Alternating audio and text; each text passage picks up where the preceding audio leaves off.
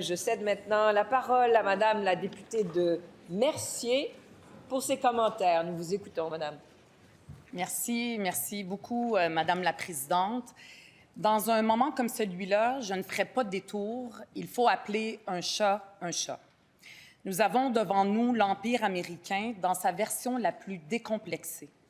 Nous avons devant nous un empereur voyou, un bully de la pire espèce, un intimidateur qui se fiche complètement des lois, des règles et des traités.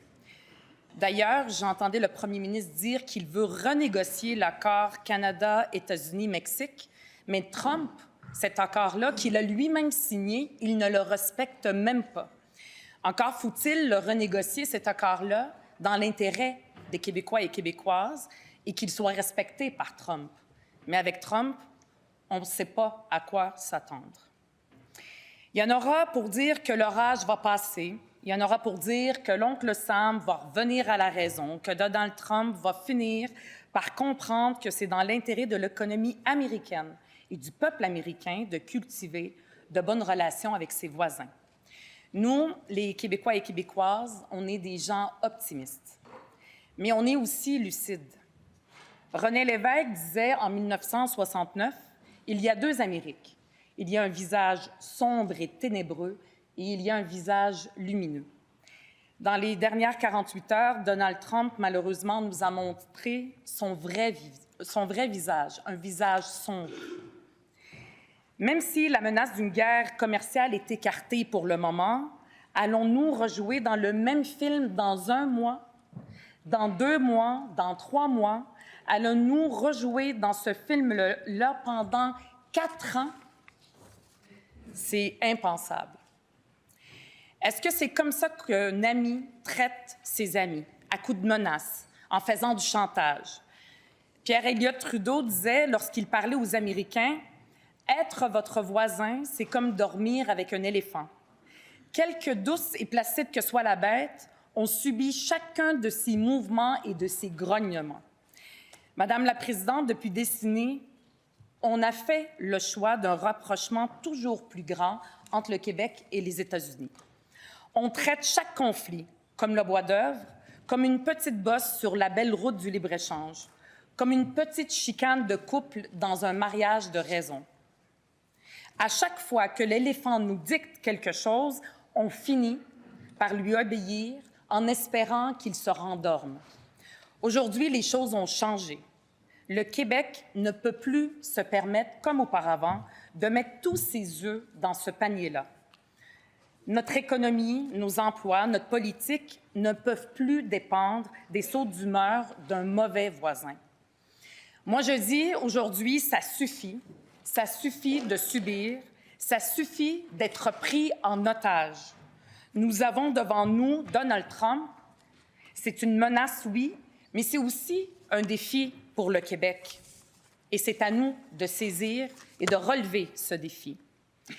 Je disais tantôt que nous, les Québécois et Québécoises, on est optimistes, on est lucides, et j'ajouterais, on est capable. On est le peuple qui a fait la Révolution tranquille, on est le peuple qui a fait Hydro-Québec. Acheter chez nous, c'est possible. Innover chez nous, c'est possible. Notre économie est beaucoup trop dépendante des États-Unis. Tout le monde le dit aujourd'hui, mais ce n'est pas nouveau. Ça fait très longtemps qu'on le dit et qu'on en est conscient, mais on n'a jamais agi. Alors, c'est le temps maintenant de saisir cette crise-là, cette opportunité-là, et de transformer notre économie. Trouvons des marchés, de nouveaux marchés pour les produits qui sont fabriqués ici au Québec. Soyons le meilleur marché pour nos produits, pour les produits d'ici. Et l'exemple, Madame la Présidente, doit venir d'en haut. L'exemple doit venir du gouvernement du Québec lui-même. Les Américains ont une expression que j'aime bien, que je vais dire en anglais, « putting your money where your mouth is », ou, en bon québécois, il est temps que les bottines suivent les babines. C'est le moment, Madame la Présidente, d'arrêter de donner des contrats aux Amazones de ce monde. C'est le moment de se choisir enfin, et je dis ça sans aucune rancune pour le peuple américain qui ne mérite pas ce que le président américain actuel est en train de lui faire subir. on doit aussi être solidaire du peuple américain qui souffre de la situation actuelle et qui risque de continuer à souffrir. Tantôt, je lisais l'éditorial d'une infirmière sur Facebook, Florence Saint-Arnaud, et je la cite. « Comment ça se fait donc que ça prend une pandémie où le power trip monumental d'un président arrogant, dénigrant et littéralement insultant pour notre fierté nationale, pour que le discours sociétal et l'intérêt de la population se tournent vers les entreprises d'ici? » Madame la Présidente, Florence a raison. À chaque crise, à chacune des crises, que ce soit les gouvernements ou le monde économique, le monde des affaires, tout d'un coup, tout le monde découvre en même temps l'achat local, la souveraineté alimentaire, la souveraineté économique. Et tout de suite après, quand la crise se résorbe, on oublie ça et c'est business as usual. Mais le peuple québécois, lui, il est déjà rendu ailleurs. Le peuple québécois, on le sent encore aujourd'hui plus que jamais, il est très mobilisé. Des Florence Saint-Arnaud, comme cette agricultrice, il y en a plein partout dans toutes nos régions au Québec. Alors, quoi qu'il arrive en mars, ne faisons pas l'erreur de revenir au business as usual. Choisissons nos travailleurs et travailleuses. Choisissons nos entrepreneurs. Choisissons nos artisans et artisanes. Choisissons nos agriculteurs et agricultrices. Choisissons le Québec, ce Québec dont nous rêvons, dont je rêve qu'il soit un jour indépendant et qu'il participe avec le Concert des Nations à faire face à des bullies comme Trump.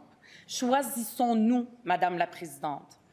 J'ai entendu tout à l'heure le premier ministre dire qu'il était ouvert à toutes les propositions.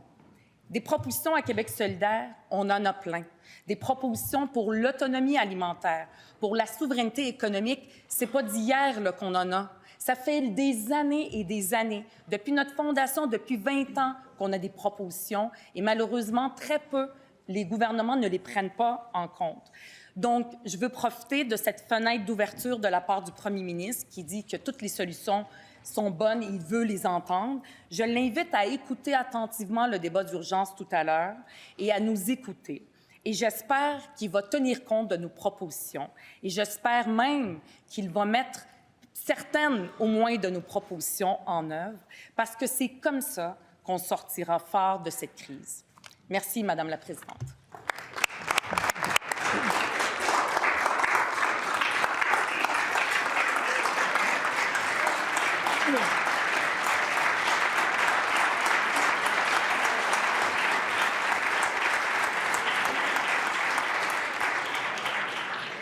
Merci, Madame la députée de Mercier.